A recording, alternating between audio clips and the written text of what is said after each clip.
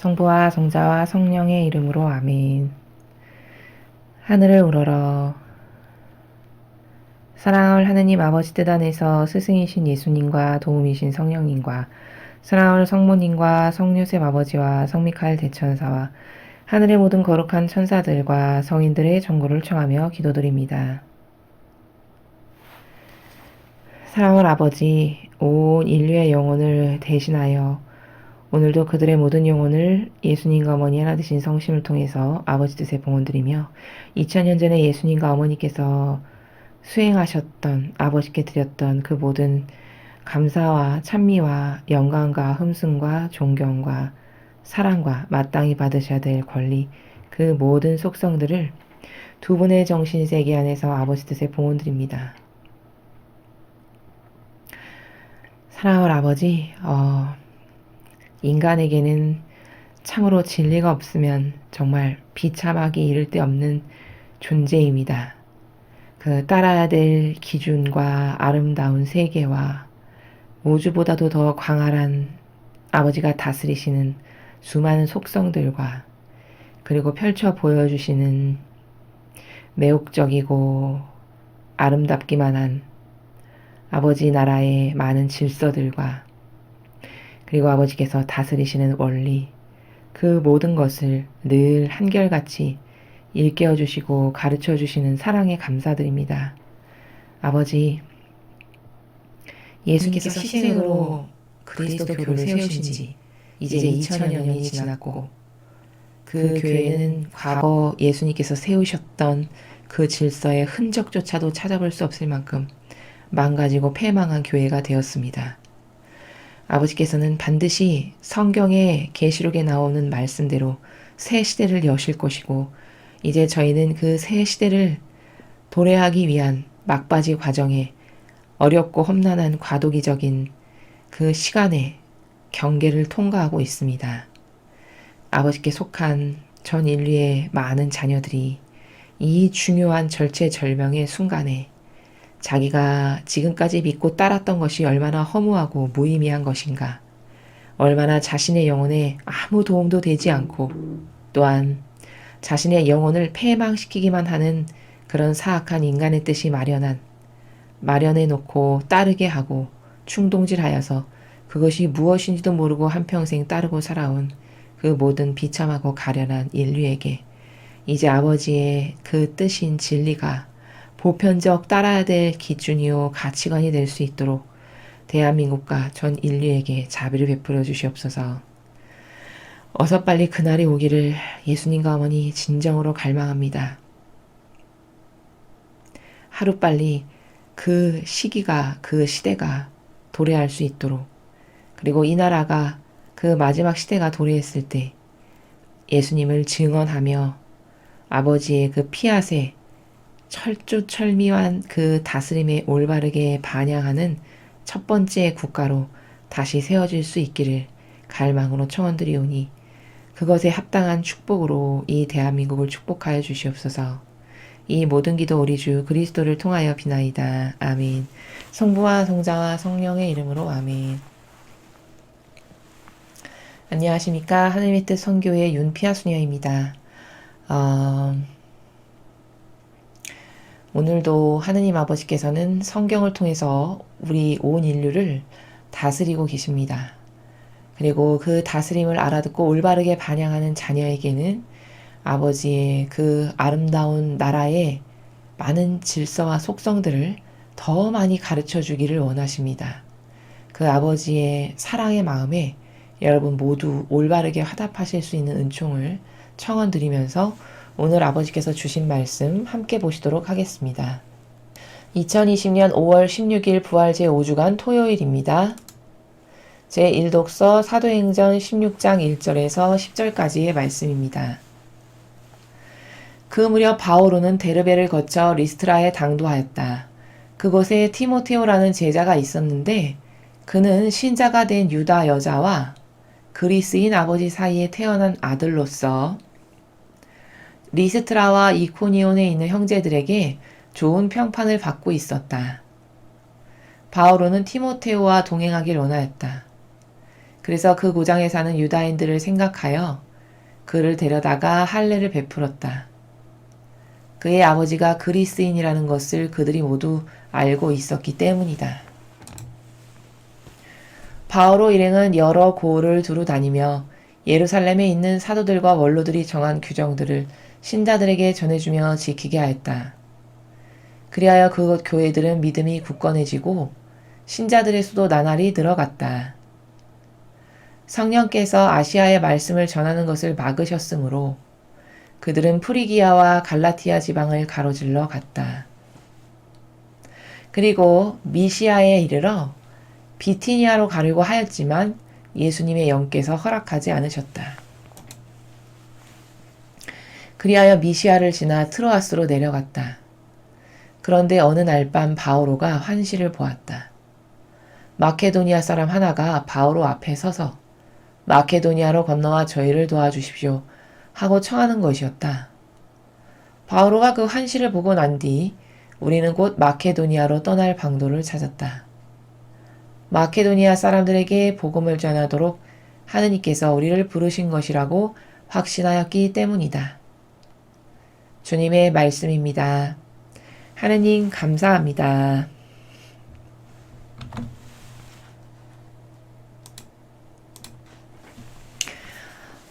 예, 오늘 여러분께서 지금 함께 보신 사도행전의 내용은 이제 바오로 사도가 사명을 수행하는 데 있어서 어떻게 하느님과 긴밀한 관계 가운데에서 그분의 말씀을 알아듣고 그것에 충직하게 따르는지를 우리에게 보여주고 있습니다. 이 보통 사람이 착각하기 쉬운 것 중에 하나가 뭐냐면 이런 이상한 관점이 하나 있어요. 인간에게. 예수님이 인도해 주시는 삶이라는 것이 이를테면은 아주 명확해서 예를 들면 이제 더 자연법적으로 설명하면 유물론적으로 설명하면 이런 겁니다. 예수님이 마치 내 길을 이렇게 잡아 끌고 여기다가 귀 속에다 대고 얘야 내일은 어디로 가. 거기 가면 뭐뭐가 있고 내가 이걸 할 거야. 이렇게 아주 그냥 막 사실적이고 구체적으로 더 쉽게 예를 들면 자판기에 동전을 딱 넣으면 바로 음료수가 튀어나온 것과 같은 어떤 이런 인도하심의 방법으로 예수님이 우리를 이끄신다 라고 잘못 생각할 수가 있어요. 근데 하느님의 뜻에 올바르게 반영하며 그분의 인도하심에 이끌려서 살아간다는 삶이라는 건 어떤 거냐면 그렇게 막 눈앞에 확 뭐가 막 튀어나와가지고 누가 봐도 이건 하느님의 뜻이야 이렇게 모두가 다 보여주는 가운데서 무엇을 행하게 되는 그런 나라가 아니라는 거예요. 이 나라는 이 아버지의 뜻이 인도하시는 삶을 살아간다라고 하는 이 나라는 어떤 거냐면 끊임없이 갈망으로 의탁하고 내어 맡기는 가운데 내가 이런 마음을 가졌다가도 오늘 아버지가 왠지 이쪽으로 가라고 하시는 것 같아 해서 그렇게 나를 이끄시는 그 삶. 그런 삶이 하느님이 인도하시는 삶이지 막 눈에 확 드러나는 아주 분명한 목소리와 막 눈에 막 이렇게 사실적으로 드러나는 어떤 걸 가지고 이거야 이렇게 결정할 수 있는 그런 인도하심이 아니라는 거예요. 오늘 바오로 사도도 여기 지금 하느님의 뜻에 이끌려서 아버지의 뜻이 인도하시는 대로 지금 사명을 수행하고 있는데 어떻게 이야기하고 있죠? 그 사명을 수행하는 아버지의 뜻에 이끌려서 수행하는 나라를 어떻게 표현하고 있냐면 이렇게 이야기하죠. 여기 성령께서 아시아의 말씀을 전하는 것을 막으셨으므로 이렇게 이야기하잖아요. 그럼 이게 예를 들어서 성령의 불이 내 눈앞에 확 이렇게 나타나가지고 사실적으로 불덩이가 떨어져가지고 누가 봐도 뭐야 이거는 가지 말라라고 이 길을 막는 거구나 이렇게 표징을 주신다는 게 아니라는 거예요. 저 행간의 나라는 6절의 행간의 나라는 바오로 사도만 알아듣는 행간의 나라예요. 의탁하고 내어 맡기고 항상 의식을 하고 사는 사람은 알아들을 수밖에 없어요. 여러분 이런 거 있죠.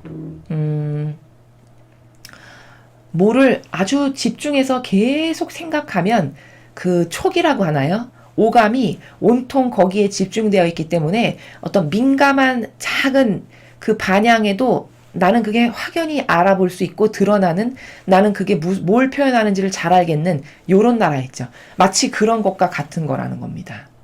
그래서 6절도 보면은 성령께서 아시아의 말씀을 전하는 것을 막으셨으므로, 저거는 막 눈에 보이서 유물론적으로 누가 봐도 알 수 있는 그게 아니고 바오로 사도와 성령 하느님과의 긴밀한 관계 가운데에서 이 바오로 사도가 평소에 성령 하느님께 항상 자기를 내어 맡기고 의탁하고 갈망하고, 저를 인도해 주세요, 저를 인도해 주세요, 저를 이끌어 주세요, 제 뜻으로는 아무것도 안 하게 해주세요, 항상 이 옳은 의지 가운데에 살기를 원하고 맡겨드리다 보면은 내가 이것을 열심히 하려고 해도 자꾸 거기서 뭔가 걸리는 이런 게 있는 거예요. 그럼 바오로 사도는 그걸 어떻게 알아듣는 거냐면, 성령 하나님께서 여기는 가지 말라고 막으시는구나, 이렇게 알아듣는, 이를테면 예를 들자면 뭐 어떤 그런 나라들이에요. 그래서 사명을 수행하는 자, 특히 사명을 수행하는 리더나 혹은 제자들은 굉장히 이것에 밥 먹을 때 숟가락 뜨는 것과 같이, 이 일은 이와 같이 아예 내재화되어 있어야 돼요. 이 사고방식의 나라가 의탁되어 있고 맡겨드리고 항상 의식하는 나라가 아예 내재화되어 있어야 된다는 거예요. 나와 그 정도로 긴밀성이 있어야 나를 이끄시는 아버지의 그 마음, 그 인도하시는 방향, 방법, 이런 것을 재빨리 알아듣고 거기에 옳게 반영할 수가 있습니다. 여기 지금 바오로 사도도 사명을 수행하는 이 나라를 보면 성령께서 말씀을 전하는 것을 막으셨다라는 것을 본인은 알아듣는 거예요. 성령 하느님과의 긴밀한 관계성 가운데에서. 또 7절에도 이렇게 이야기하죠. 그리고 이제 다시 미시아에 이르러 비티니아로 가려고 노력을 했겠죠. 근데 예수님의 영께서 허락하지 않으셨다, 이렇게 이야기해요. 그럼 예수님이 나타나셔서 야, 거기는 아니야, 이렇게 말씀을 해주시는 그런 나라가 아니라는 거예요. 제 말은 예수님과의 평소에 긴밀한 관계성으로 아주 많이 의탁되어 있고 갈망하고 항상 의식을 하면 작은 몸짓 하나에도 내가 거기에 초집중을 하고 있으면 저기 지금 뭔가가 있어, 이렇게 느끼듯이 그 예수님께서 어떻게 이렇게 허락하지 않으신다라는 것을 이 바오로 사도는 온갖 충만한 주님의 영으로, 오감으로 다 느낄 수 있게끔 역사하신다는 거예요. 그렇게 인도돼서 사는 삶이지, 세상 사람이 까딱 잘못 생각하게 되면은 저게 막 확고부동하게 눈에 확확 드러나는 어떤 그런 표징, 그런 걸로 생각하기가 쉽다는 거예요. 그럼 뭐 확고부동하게 눈에 확확 드러나는 표징이 아예 없다는 말이냐? 또 그 말도 아니에요, 여러분. 물론 사람마다 이끄시는 방법이 다양하고 어떤 때는 그런 누가 봐도 이건 정말 맞아라고 확고부동한 표징이 주어질 때도 있죠. 그러나 평상시에는, 대부분의 경우에는, 그리고 많은 경우에는, 대다수의 경우에는 저렇게 그 영과의 긴밀한 관계성 가운데에서 소통이 되는, 그래서 알아들을 수 있는 방법으로 아버지께서 역사하시고 깨닫게 하시고, 그래서 마음을 이렇게 할 것을 이쪽으로 돌리시고, 이런 다양한 방법을 통해서 아버지의 뜻이 이끌어 주신다라는 것을 오늘 바오로 사도가 지금 사명을 수행하는 과정에서 자기가 어떤 나라에서 아버지의 뜻을 수행하는가를 우리에게 전하고 있죠. 그런 것을 발견할 수가 있어요. 그래서 여기 보면은 저렇게 알아들을 수 있는, 영이 무엇을 하실 때 알아들을 수 있는 그런 방법도 역사하시고, 9절에는 또 이렇게도 하죠.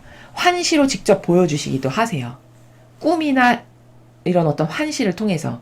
근데 이제 환시로도 저렇게 바오로 사도를 인도하시는 거죠. 그래서 꿈같이 이제 보이는 거예요, 환시라는 것은. 눈을 뜨고 있거나 감고 있거나 할 때 마치 꿈이 아주 선명하게 내 눈앞에, 어떤 꿈은 그렇게 기억이 되잖아요. 그런 것과 같이 펼쳐지는 거죠, 눈앞에. 근데 환시로서 또 인도하시기를, 마케도니아로 건너와 저희를 도와주십시오라고 어떤 마케도니아 사람 하나가 그렇게 말하는 것을 보게 하시는 거죠, 아버지의 뜻이. 그리고 나서는 바오로 사도가 그 환시를 보고 나서 이건 하느님이 이렇게 이끄시는 거야, 대번에 알아차린 거예요. 그리고서는 어떻게 하면 마케도니아로 갈 수 있지, 이제 방법을 찾기 시작하는 거죠. 그리고 이렇게 전하고 있죠. 마케도니아 사람들에게 복음을 전하도록 하느님께서 우리를 부르신 것이라고 확신하였기 때문이다, 이렇게 전하고 있죠. 그럼 저 사람 도대체 뭘로 확신을 하는 건가?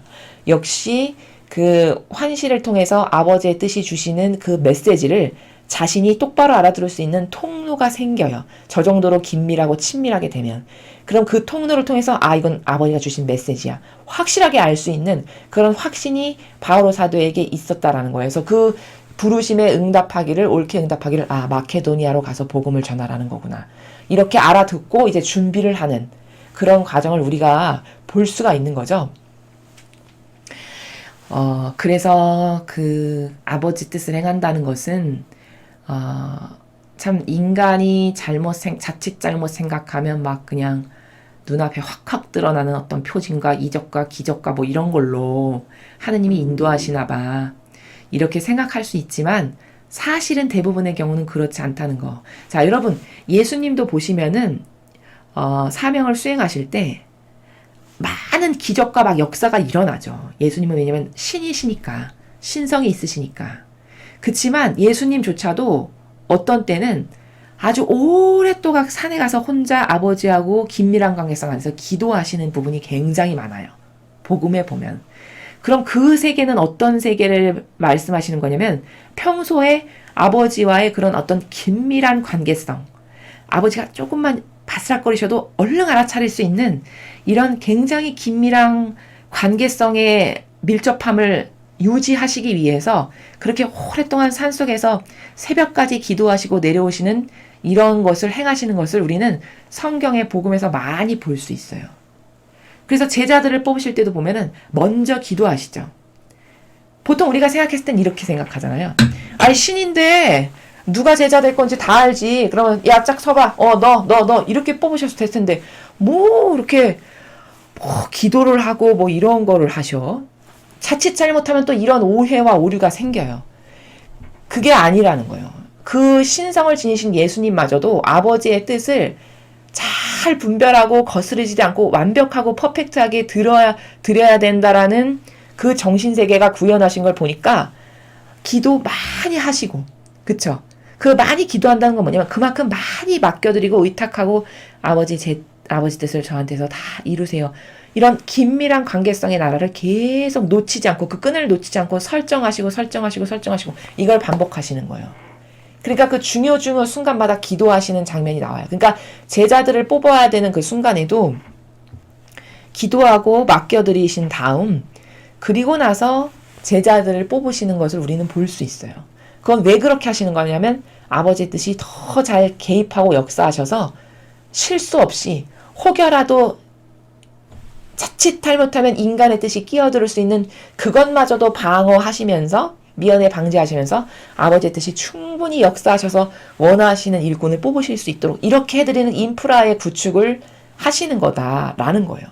그럼 예수님도 그렇게 하시는데 하다못해 신이신 우리는 얼마나 많이 내어드리고 맡겨드려야 되겠어요. 이래서 교회의 장상이나 어떤 수도 공동체의 장상이나 리더는 굉장히 이게 중요해요. 이런 어떤 친밀감, 이런 일치로 하나 되어 있는 이 관계성의 나라에서 벗어나지 않는 것이 너무너무 중요해요. 왜냐하면 다 결정권자이기 때문에 리더라는 것은 결정하는 모든 것이 그의 손안에 달려있고 그의 말 한마디 의지에 달려있기 때문에 자칫 잘못하면은 그가 인간적인 뜻에 의해서 무엇을 결정하기 십상이잖아요. 그렇게 안 되려면은 이렇게 바오로 사도가 오늘 한 것처럼 항상 맡겨드리고 항상 내어드리고 발걸음 하나 걷는 것, 생각하는 것, 손동작, 눈동작 하나까지도 다 아버지께서 내 안에서 제발 하시기를 항상 갈망하는, 뜨겁게 갈망하는 이 나라가 내재화되어 있어야만 하느님 아버지께서 그리고 예수님과 어머니께서 내 안에서 역사하실 수 있고 개입하실 수 있고 그래서 잘못된 선택을 할 것도 역사하시면 그거 아니야 아들아 이쪽이란다. 이렇게 해서 내가 알아듣고 이 아버지가 원하시는 건 이거구나. 이렇게 얼른 재빨리 알아듣고 수정할 수 있는 어떤 이러한 관계성의 나라를 잘 설정해야 되는 것이 하느님의 일을 하는 사람의 특히 리더라면 더더욱 중요한 포인트다라는 것을 오늘 이 바오로 사도의 사도행전에서 바오로 사도가 아버지 뜻을 행한 나라를 통해서 발견할 수 있습니다. 그리고 이거는 좀 작은 개념에 관련된 부분이지만 이 부분을 하나 보면요. 여기 지금 이렇게 하죠. 이제 바오로가 큰 도시를 막 여기저기를 다 돌아다니면서 복음을 선포하는 이방인의 사도라고 불릴 만큼 하나님 믿지 않는 이방인의 도시국가를 다 다니면서 복음을 선포하는 이런 일을 하잖아요. 그러니까 이제 자기 혼자 하기는 버거우니까 그때그때마다 같이 동행할 사람을 찾고 같이 가기를 희망하고 이런 것을 볼 수 있어요. 오늘도 그런 거예요. 이제 데르베라는 데를 거쳐서 리스트라에 갔더니 그곳에 티모테오라는 제자가 살고 있었던 거예요. 과거 이 앞에 바오로 사도가 많은 제자를 이렇게 믿음 훌륭하고 하나님께 잘 반영하고 이런 사람들은 또 제자로 많이 뽑았다라고도 나왔죠. 그게 자기가 뽑아놨던 그 제자들 가운데 이제 하나인 거죠. 그리고 티모테오라는 제자가 리스트라라는 곳에 가니까 있었어요. 근데 이제 그 사람은 신자가 된 유다인인 엄마와 그리스인 아버지면은 이방인이잖아요. 이방인하고 유대교 신자 사이에서 태어난 아들이었던 거예요. 그러니까 반은 신자고 반은 신자 아닌 이런 부모의 혈통에서 태어난 사람이죠. 근데 그 사람이 굉장히 잘했나 봐요. 하느님의 일을 잘하고 성품이 좋고. 그래서 형제들한테 좋은 평판을 받고 있었대요. 근데 이제 이 사람이 훌륭하니까 자기가 선교 전도 여행을 할 때 같이 가기를 원했던 거예요. 바오로가. 그래서 같이 가고 싶었는데 제가 여기서 하나 팁으로 보고 싶은 거는 이거예요. 요런 게 지혜예요. 하느님의 일을 하는 데 있어서 필요한 지혜요, 슬기인데 어떤 게 지혜와 슬기냐면 티모테오가 그 아버지가 신자가 아니잖아요. 그럼 티모테오와 동행해서 여러 가지 하느님의 일을 할 때 자칫 잘못하면은 그 신자가 아닌 아버지의 그 영향으로 인해서 복음을 전하는 데 있어서 혹시라도 부작용이 있을까봐 그 부작용을 미연에 방지하고자 어떻게 하죠? 할례를 베풀죠. 그쵸?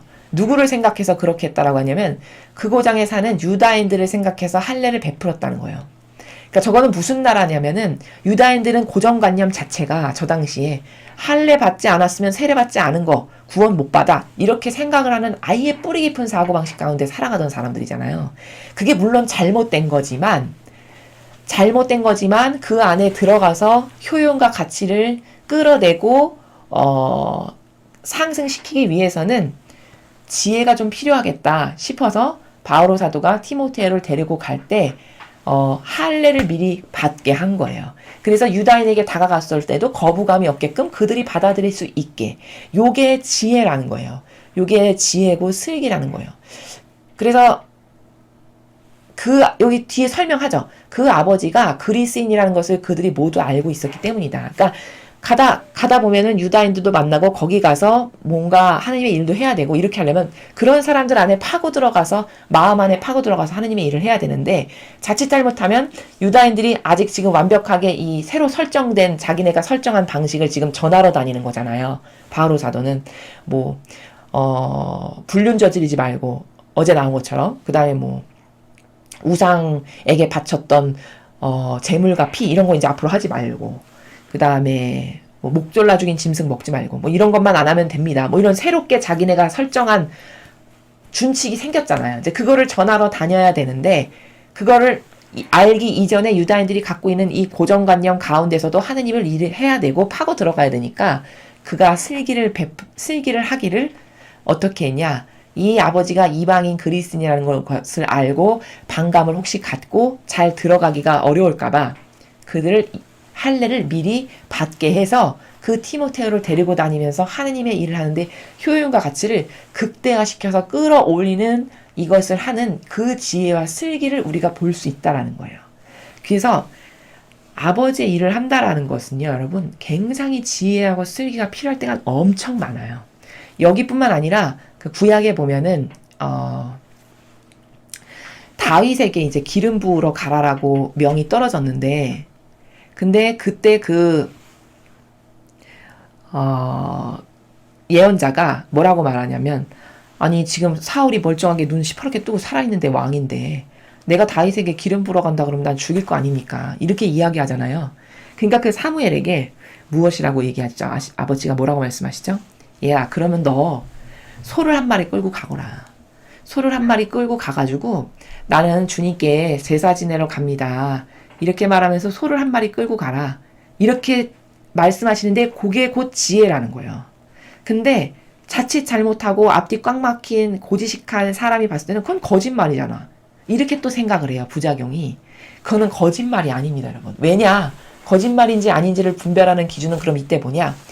그 행위가 하느님의 뜻을 잘 실천하기 위한 목적성을 가지고 하는 행위인지, 아니면 내가 좋아지기 위해서 하는 행위인지, 요게 분별의 기준이에요. 거기 분명히 사무엘 예언자는 그것을 할 때 아버지의 뜻이 잘 이루어지기 위해서 다윗에게 반드시 기름을 부으러 가야 되는데, 거기 중간에 자칫 잘못하면 이런 악이 끼어들 수가 있으니까 그 아버지의 뜻을 좀 더 효용과 가치 있고 불미스러운 일을 미연에 방지하고자 하기 위해서 그 일을 하는 거죠. 그런 목적이 분명해요. 이 사람은 하나님의 뜻을 이루기 위해서 가는 거예요. 그러니까 이건 거짓말이 아니라는 거예요. 이땐 지혜와 슬기가 되는 거예요.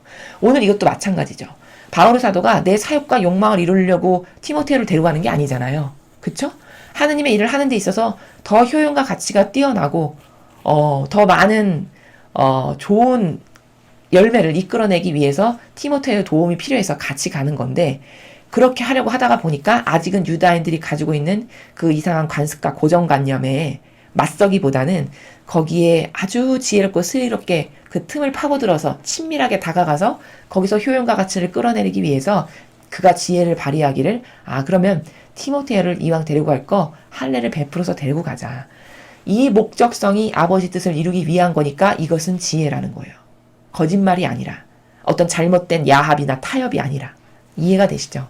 요 관점 하나, 요 개념 하나를 더 여기서 추가로 아시면 좋을 것 같습니다. 그래서 오늘 우리가 일독서에서 본 사도행전에서 배워야 될 거는, 하느님의 일을 한다라는 것은 어느 정도로 긴밀성과 그 내밀함으로 아주 가까이 아버지와 예수님과 하나 되고 용해되어야 되는 거냐면, 이렇게 항상 평상시에 갈망하고 부르짖고 하나 되고 용해되기를 바라는 그 나라에서의 관계성의 통로가 아주 내밀하고 긴밀해야 돼요. 그러면 그 영혼에게 어떤 힌트나 팁을 주시기가 굉장히 쉽죠. 아버지나 예수님께서. 그럼 어떤 작은 힌트나 팁을 딱 주셔도 잘 알아듣는다는 거예요. 거기 집중이 되어 있고 의지가 아예 거기에다가 되어 있기 때문에 바로 그런 관계성에서 하나님의 일을 하는 것이지, 사람들이 생각하는 것처럼 막 엄청 의리의리한 어떤 대단한 표징과 징표와 어마무시한 기적 나에게 주시는 뭐 이런 것 가운데에서 확답을 듣고 뭐 이런 걸로 하는 게 아니다. 대부분의 경우 그런 나라를 여러분께 말씀을 드렸습니다. 자, 그럼 이제 복음을 함께 보시겠습니다. 요한복음 15장 18절에서 21절까지의 말씀입니다. 주님 영광 받으소서. 그때 예수님께서 제자들에게 말씀하셨다. 세상이 너희를 미워하거든 너희보다 먼저 나를 미워하였다는 것을 알아라. 너희가 세상에 속한다면 세상은 너희를 자기 사람으로 사랑할 것이다. 그러나 너희가 세상에 속하지 않을 뿐만 아니라 내가 너희를 세상에서 뽑았기 때문에 세상이 너희를 미워하는 것이다. 종은 주인보다 높지 않다고 내가 너희에게 한 말을 기억하여라. 사람들이 나를 박해하였으면 너희도 박해할 것이고 내 말을 지켰으면 너희 말도 지킬 것이다. 그러나 그들은 내 이름 때문에 너희에게 그 모든 일을 저지를 것이다. 그들이 나를 보내신 분을 알지 못하기 때문이다. 주님의 말씀입니다. 그리스도님 찬미합니다.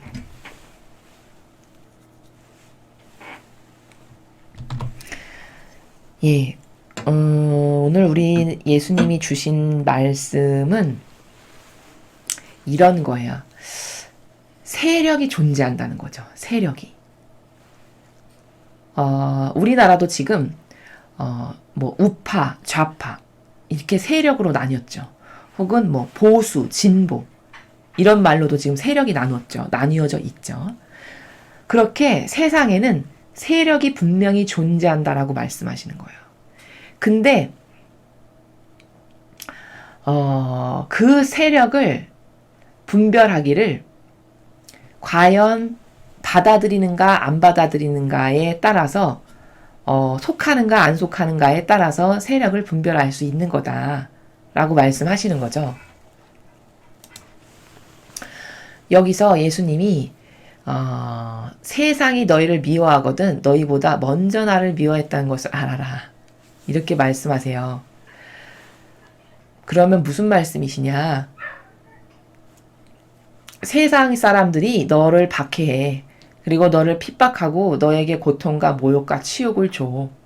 그러면 그것은 너라는 인간을 미워했다라기보다 네가 속해 있는 선이라고 하는 세력, 하느님 아버지의 세력, 그 세력과 반대되는 세력이니까 너를 박해하는 거란다. 이렇게 말씀하시는 거예요.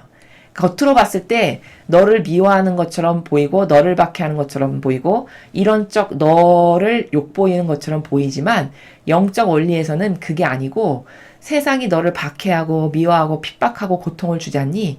그럼 그것은 왜 그런 거냐? 본질적으로 너하고 다른 세력이기 때문이다라는 거예요. 맞죠?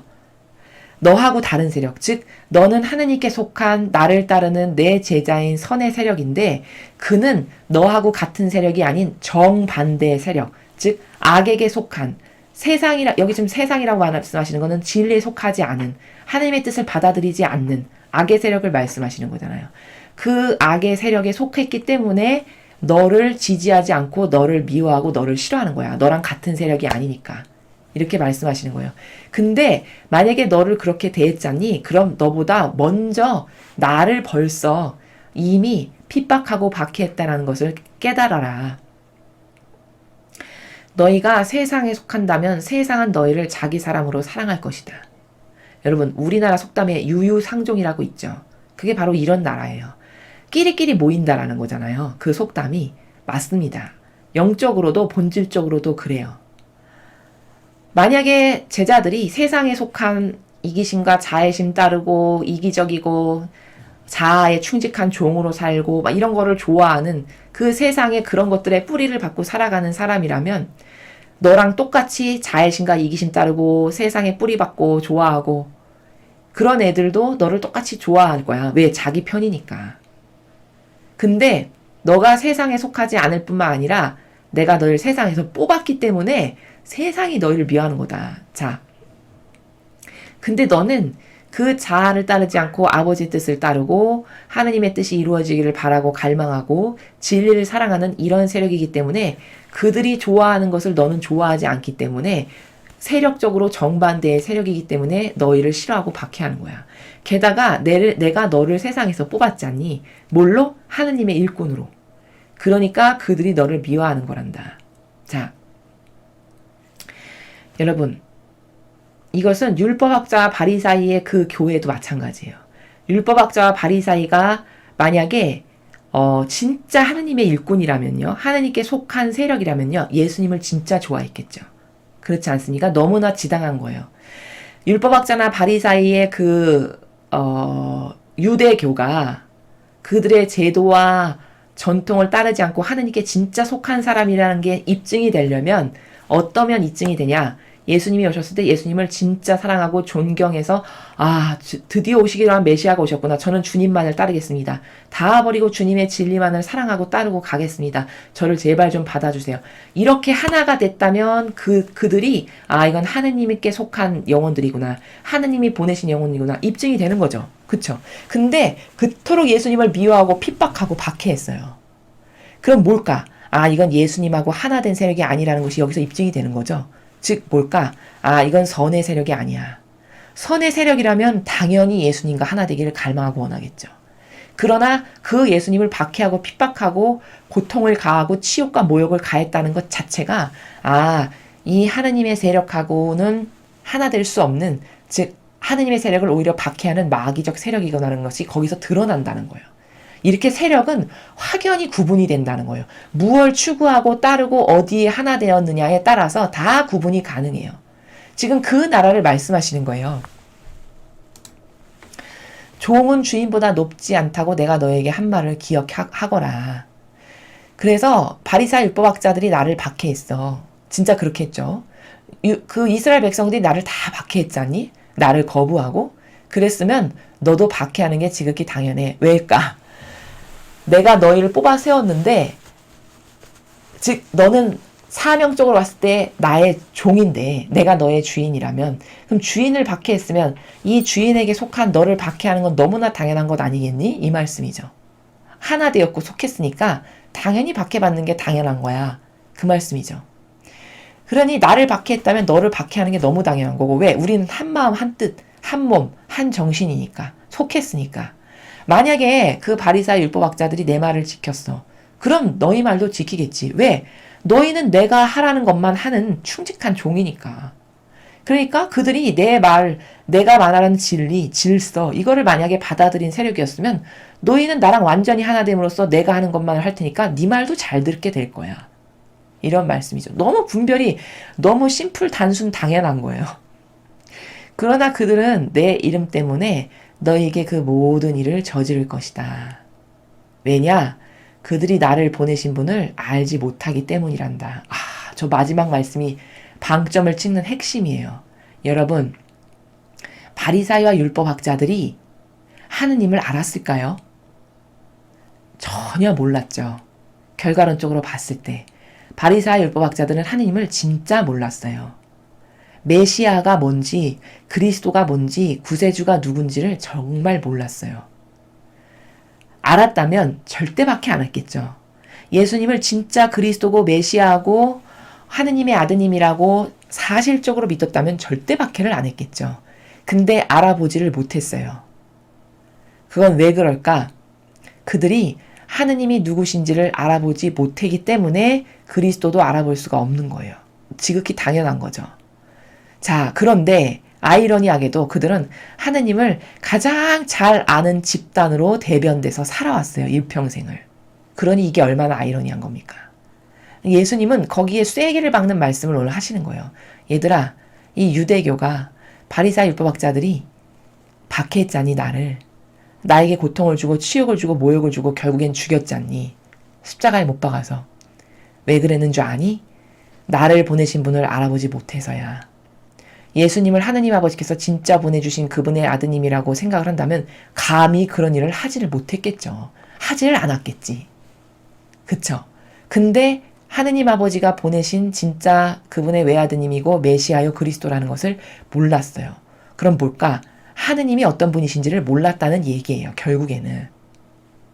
그러니까 박해하고 결국엔 십자가에 못 박아서 죽여버리기까지 하는 이런 일을 서슴없이 자행했죠. 그게 곧 뭐냐? 저는 하느님을 모릅니다. 저는 하느님을 박해하는 마귀의 세력이에요. 이걸 스스로가 입증하고 있는 거죠. 바로 그 말씀을 하시는 거예요. 자, 로마 가톨릭을 한번 살펴보죠. 어떤 사람이, 어떤 사명이 진짜 성경에 근거한 진리만을 가르치고 전해요. 예를 들어서. 근데 그 진리가 성경에 근거해서 말하는 거고 다 예수님의 정신과 가르침과 뭔가 카리스마에 근거해서 말하는 거야. 그럼 하느님을 진짜 믿고 사랑하고 따르는 세력이라면 저 사람이 진짜 진리에 성경에 근거하고 아버지 뜻에 근거한 것만을 말하는구나. 맞네. 참되네. 저것이 올바르네. 이렇게 인정을 하겠죠. 근데 진리를 말함에도 불구하고 박해하고 핍박하고 너는 아니네, 진짜네, 뭐 2단이네, 3단이네 만약에 이렇게 한다. 그럼 그걸 거꾸로 뭘 입증하는 거죠? 자기네가 진리를 모르는 세력이라는 걸 입증하는 거예요. 그렇죠. 즉 뭐냐? 나는 하느님의 뜻, 진리를 따르는 세력이 아닙니다. 라는 것을 스스로가 입증하는 거예요. 예수님이 말씀하신 마지막 나라가 바로 그 말씀이세요. 얘들아, 내 이름 때문에 나를 박해했어. 근데 너는 나하고 완전히 하나 됐잖니, 속했잖니. 그러니까 너는 나랑 하나 됐다라는 그것 때문에 너도 박해를 당할 거야. 똑같은 일을 너한테 저지를 거고 핍박을 너도 받을 거야. 근데 그들이 왜 그랬는 줄 아니? 그들이 내 아버지가 누군지 나를 보내신 분이 하느님이시라는 걸 몰랐기 때문이야. 맞죠? 그럼 로마 가톨릭이 진리를 아무리 전하고 성경에 근거한 것만을 말해도 잘못됐다라고 박해하고 모함하고 치욕을 준다면 그들이 진리를 모르는 세력이라는 게 입증이 되는 거죠. 그쵸? 또 그것이 한 단계 더 넘어서면 저 사람들은 예수님을 진짜 사랑하지 않는 세력이구나. 그리고 또 한 단계 넘어서면 하느님 아버지의 뜻이 뭔지, 진리가 뭔지, 아버지를 사랑하는 마음과 정신이 없는 그런 세력이구나. 자신애가 스스로 악에게 속한 세력이라는 것을 반증한다라는 겁니다. 그래서 오늘 예수님이 요한복음을 통해서 가르쳐 주시는 나라는 세상에는 반드시 세력이 존재하는데 하나는 선의 세력, 하나는 악의 세력. 선과 악밖에 없어요. 세상에는. 선의 세력이 있으면 반드시 악의 세력이 이렇게 동시에 공존하고 있는 게 세상이고 영적인 나라도 그런데 이 세력을 구분하고 발견하는 것은 과연 속하는가, 어디 속하는가 라는 것을 통해서 이게 선의 세력인지 이게 악의 세력인지를 분별할 수 있다는 거예요. 만일에 예수님을 인정하고 받아들였고 그분의 말씀이 참됩니다, 진리입니다 라고 순종하고 거기에 따르기만을 갈망했다면 이들은 선의 세력임을 스스로가 입증하는 거예요. 그치만 예수님이 하신 말씀마다 족족 반대하고 거부했고 핍박하고 고통을 줬고 이런 짓을 자행해서 결국엔 마침내 돌아가시게 했다라면 그거는 자기가 어떤 세력이라는 걸 스스로가 입증하는 거냐? 저는 마귀입니다. 저는 마귀 세력이에요. 그래서 그리스도를 박해서 죽여버리는 이런 세력이라는 것을 자기네가 스스로 입증하고 있다는 거죠. 그 나라에서 말씀하시는 거예요. 그럼 로마 가톨릭도 마찬가지라는 거예요. 예외가 아니라는 거예요. 예수님이 가르치신 이런 수많은 모범과 질서와 규칙이 있는데 그걸 따르기를 거부하죠. 그쵸? 그리고 그걸 잘 따르려고 하는 사람을 박해해 오히려. 유난 떠네, 나대네, 이런 다양한 나라로. 그리고 너는 왜 그런 것을 해? 너는 그런 걸 할 자격이 안 되는데. 이런 기타 등등. 자신들이 만든 제도와 전통으로 박해하고 모욕을 주고 모함하고 핍박을 해. 그럼 여러분 이거를 통해서 그 세력이 스스로가 나는 하느님의 진리에 속하지 않은 세력입니다라는 것을 스스로 입증하는 거죠. 그 행동의 결과가 바로 그렇다라는 거예요. 이렇게 세력이 확연히 분별이 되고 드러난다 라는 것을 오늘 예수님께서 가르쳐 주신 이 원리의 나라를 통해서 얼마든지 발견할 수가 있어요.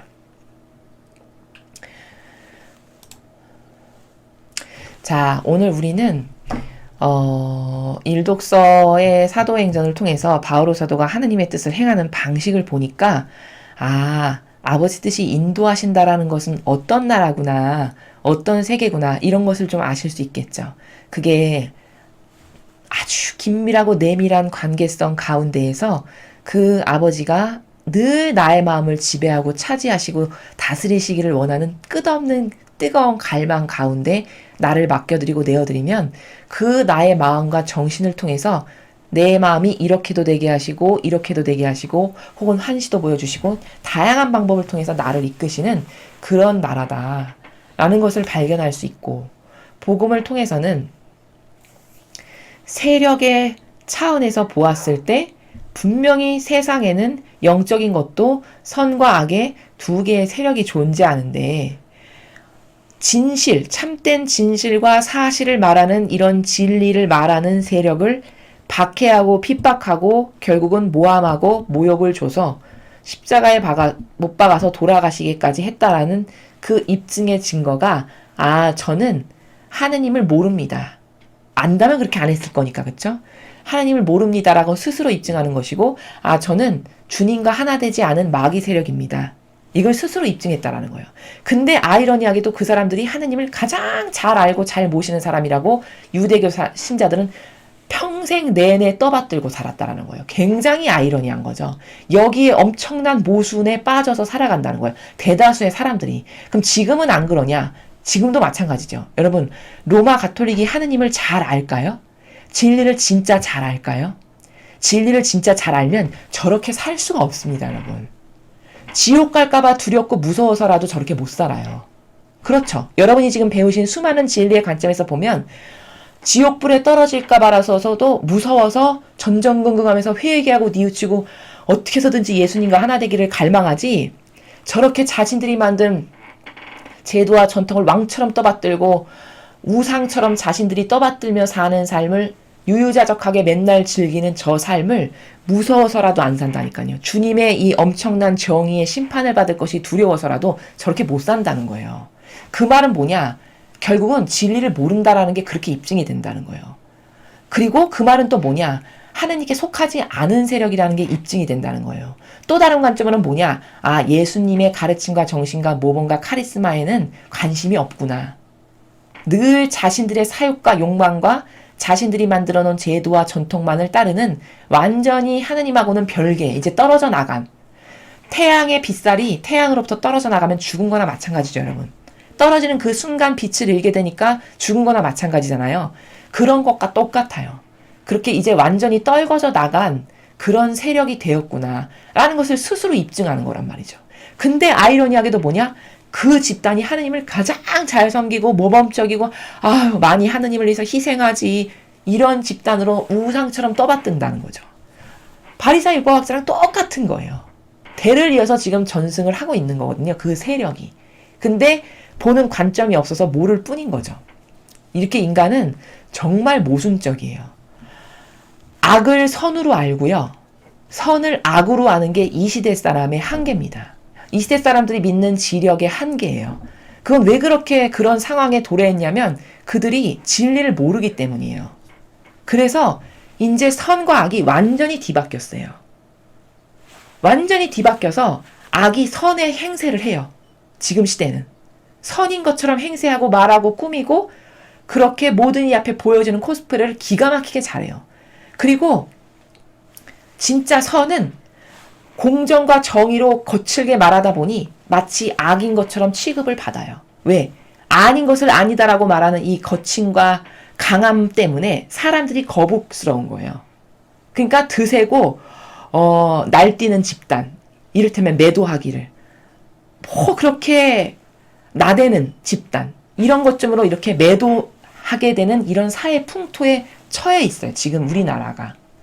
이렇게 선과 악이 완전히 뒤바뀐 거예요. 이 시대가 마지막 시대의 불쌍한 현실이거든요. 근데 계시록에 보면 마지막 시대는 이렇게 될 거라고 다 나와 있어요. 이미. 그 시대가 도래한 것 뿐이에요. 그럼 이 시대가 주구장창 계속될 거냐? 그렇지 않다는 거예요. 반드시 이 탕녀라고 말씀하시는 계시록에 이 로마 가톨릭의 교황권을 탕녀라고 계시록에 이야기하는데 그 탕녀는 왜 탕녀라고 부르는 거냐면 모든 것과고 타협했다라는 거예요. 술집의 탕녀처럼. 이 사람 모든 사람 다 받아들이는 이런 저급하고 역겨운 탕녀. 이걸 로마 가톨릭의 교황권을 탕녀라고 부르는 거거든요. 그 탕녀가 활활 타오르는 불구덩이 속에 집어던져진다라고 나와 있어요. 그럼 하느님의 말씀이 도대체 안 이루어졌었어요 말이죠. 가장 무서운 거는 뭐냐면 하느님의 말씀이 오차없이 이루어진다는 게 진짜 무서운 거예요. 과거에 수천 년의 역사를 두고 오차없이 다 이루어졌다라는 거예요. 역사성으로 보았을 때도. 그럼 이게 진짜 무섭고 두려운 일이거든요. 근데 무섭고 두려움을 못 느끼고 유유자적하면서 호의호식하면서 근심 걱정 하나 없이 정의와 공정도 없어가지고 아닌 것을 아니오라고 할지도 모르는 이 사고방식과 이 테두리 안에서 계속 산다는 것 자체가 선에게 속하지 않은 세력이구나. 이제 하느님하고 별개의 세력이구나. 오히려 악을 충동질하고 부추기고 거기다가 양식을 대어주는 이런 세력으로 변질됐구나. 이게 답이라는 거예요. 그래서 오늘 우리는 이 세력 간의 싸움과 세력을 분별하는 것에 대해서 이렇게 명확합니다. 진리는 오차가 없어요. 사람에게는 오차가 있을 수 있지만 하느님에게서는 오차를 찾아볼 수 없습니다. 그래서 퍼펙트한 진리일 거예요. 그래서 아름답고 그래서 그것을 따르고 싶은 거고 그 완벽함 안에서 안식을 누리고 싶은 거예요. 우리의 지성이.